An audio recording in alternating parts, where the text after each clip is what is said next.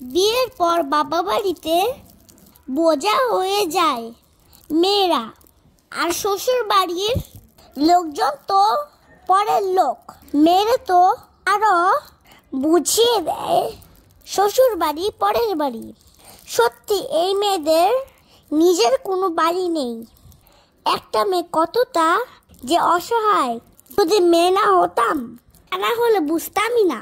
যেখানে একটা মেয়ে 18 বছর হওয়ার আগেই পরিবারে বোঝা হয়ে যায়, আর সেখানে অন্য বাড়িতে গিয়ে শোক খোঁজা মানে বোকামি।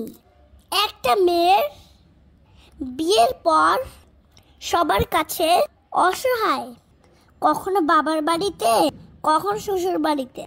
বাবার বাড়িতে কিছু হলেই খোটা শুনতে হয়, তোকে কি বিয়ে দিয়েছি এখানে পড়ে থাকার জন্য নয়।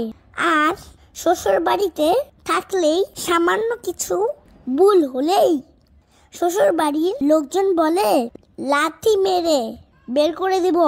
এতটাই অসহায় হচ্ছে মেয়েদের জীবন। মেয়েদের জীবনটা বড়ই অদ্ভুত। সংসার করতে এসে বুঝেছি অন্যায় না করেও অন্যায় করেছি, দোষ না করেও দোষী হয়েছি, সত্য কথা বললে বেয়াদব হয়েছি। এখানে কোনো চাওয়া পাওয়া শখ থাকতে নেই। এক কথায় শ্বশুর বাড়িতে কোনো মূল্যই নেই। এটাই মেয়েদের জীবন।